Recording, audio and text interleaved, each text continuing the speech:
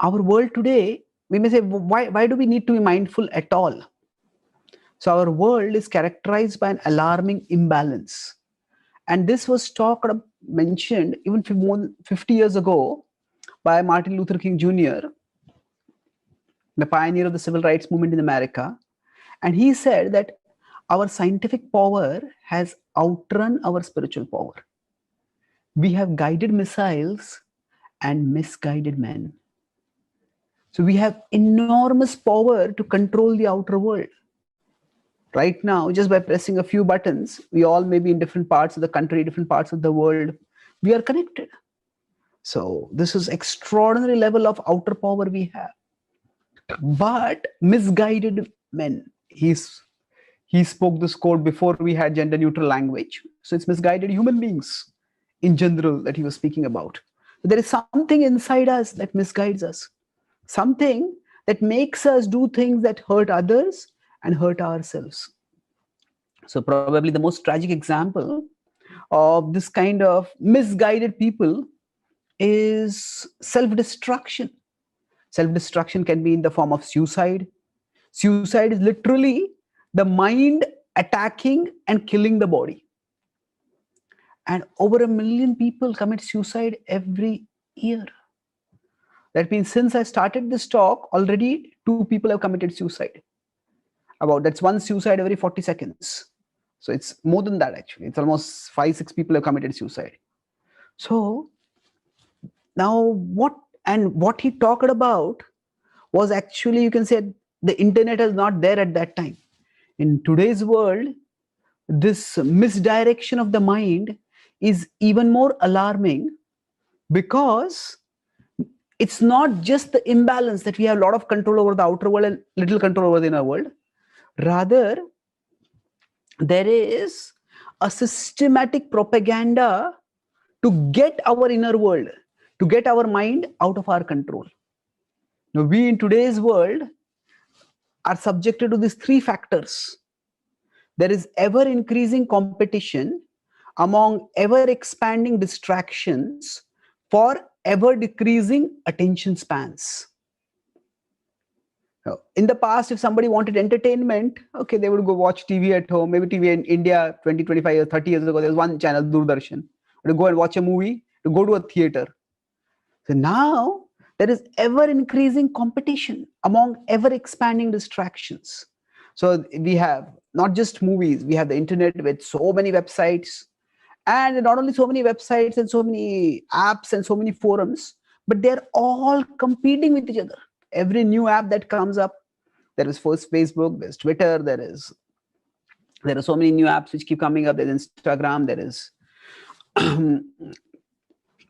there are so many new apps which keep coming up, and they all seek and want to capture our attention. And what is happening is, not only are there more factors pulling us from outside, but our own attention spans are decreasing. So ever decreasing attention spans. And thus our mind gets pulled in hundreds of directions. Sometimes our mind is like if we have a computer browser, and some people have like 35 tabs open, and one tab is frozen, and from that tab some big noise is coming. Maybe some alarm noise, some unwanted beeping, some music, whatever, and we don't even know from which tab it is coming. So we want to stop it, we can't even stop like that. So sometimes we just find ourselves in a bad mood, and we don't even know why I'm in a bad mood like this. What exactly happened?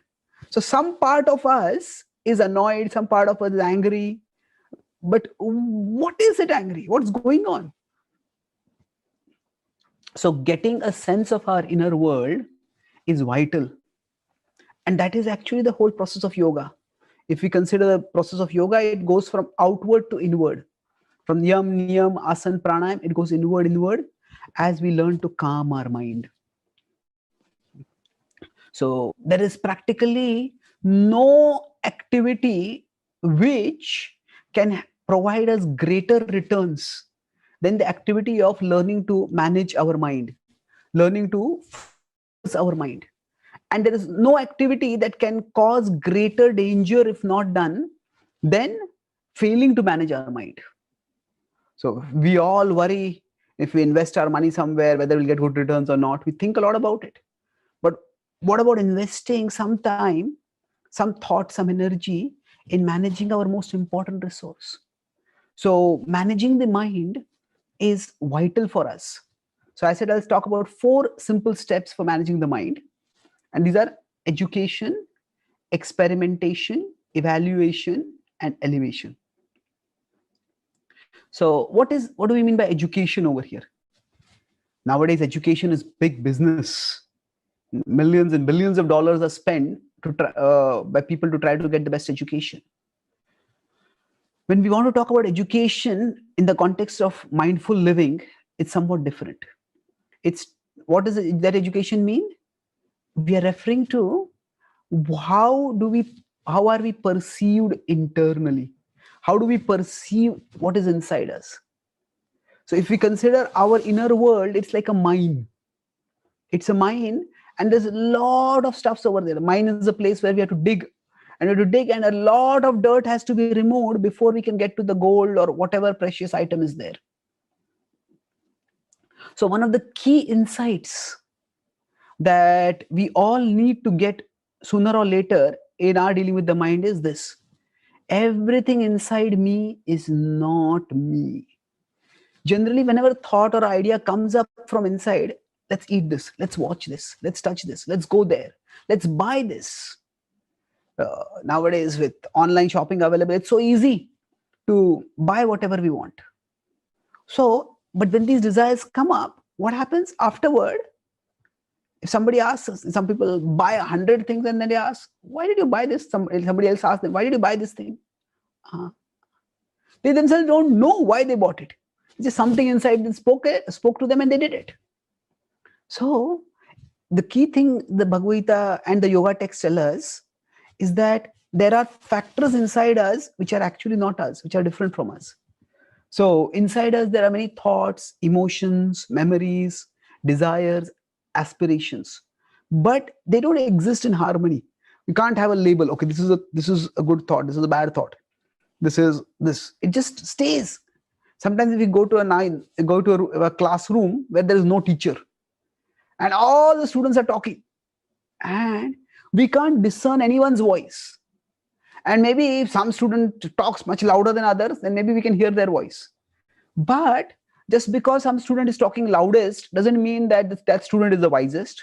What that student is speaking is the best thing to do, or even that student represents the whole class. So inside us, there are various voices going on. So it's important for us to get a sense of what is happening inside. Without that, it's like whichever voice speaks the loudest, we listen to it, and then we neglect sometimes values that are important for us. We do things that we end up regretting. So that is the need for mindfulness.